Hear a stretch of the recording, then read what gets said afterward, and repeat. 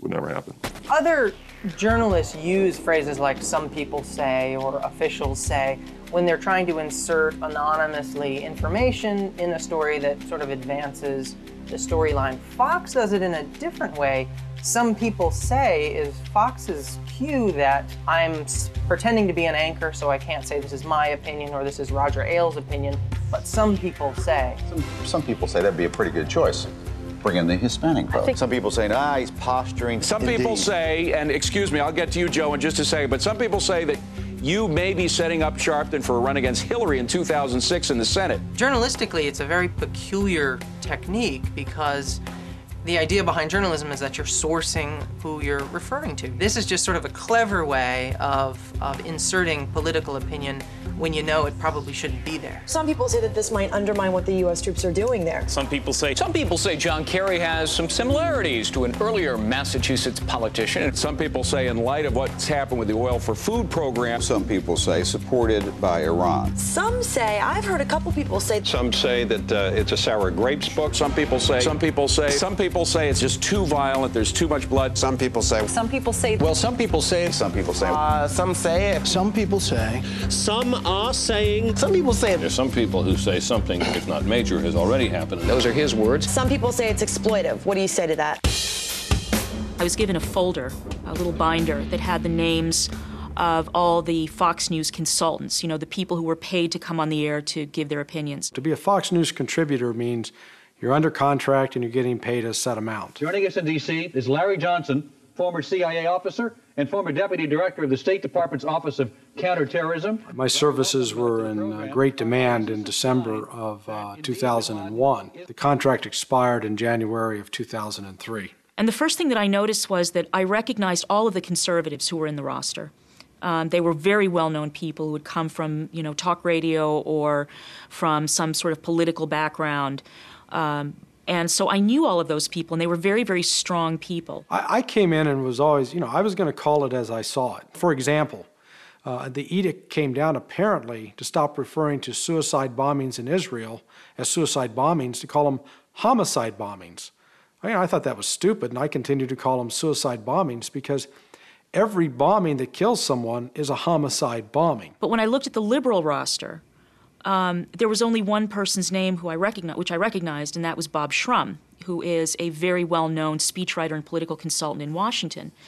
The other ones, though, were people I'd never heard of. My entire background was in politics and political journalism, so I knew pretty much all the players in D.C., and I'd never heard of these people. The question came up about the ability of the United States to fight two wars simultaneously. Going into Iraq is going to divert resources and attention that should be focused on al-Qaeda. And Sean Hannity, being the right-wing cheerleader that he is, was just, incensed that I had the temerity to suggest that we couldn't. We do have the ability and the resources we're able to walk and chew gum. We can handle the situation in Iraq, and we can still finish the job of protecting against al-Qaeda and another attack. What happens is when the resources end up getting diverted, and particularly the airlift assets required... Facts don't seem to have any effect upon him. What was unusual is it was after that appearance that even though I was under contract to Fox for another 8 weeks roughly, they stopped using me.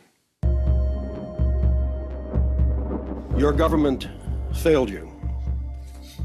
Those entrusted with protecting you failed you. And I failed you.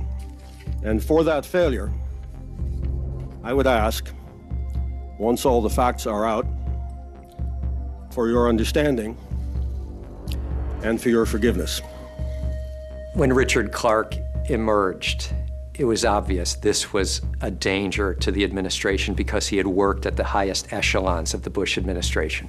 And it was almost like Fox News was working off of the playbook coming out of the White House, that he had to be torn down, he had to be turned into a Democrat, a liberal, a Kerry guy. He is bringing this up in the heat of a presidential campaign. Can you assume from what he's saying that he has now become a political operative? Do you feel that there is a political... He is, as some have suggested, auditioning for a job in the Kerry administration. He's sucking up to another administration. He said when he came to me to ask for my support with Tom Ridge. He had been angling for a top job in Homeland Security Department and did not get it. it. See, one of the things that Fox does and conservatives do is they don't have to win every argument, but if they can muddy the argument enough, if they can turn it into a draw, that to them is a victory, because it denies the other side a victory. Well, Sean, there are apparently two Dick Clarks here. Dick Clark has been on three sides of a two-sided issue. He's totally contradicted himself. His statements are contradictory. There's a lot of information that contradicts Clark. And aren't there insufficient contradictions?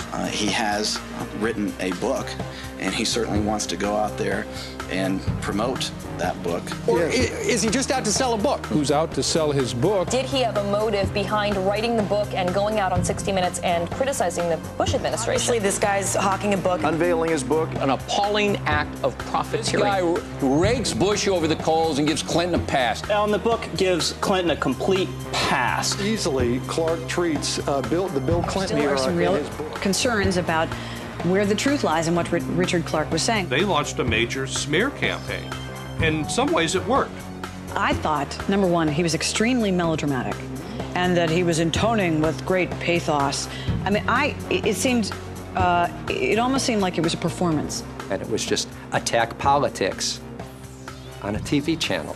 Usually you leave attack politics to a political campaign. Karl Rove and company are quite good at character assassination. You know, there are all these people, dozens of people in the White House, paid for by you and I, paid for by our taxes, right?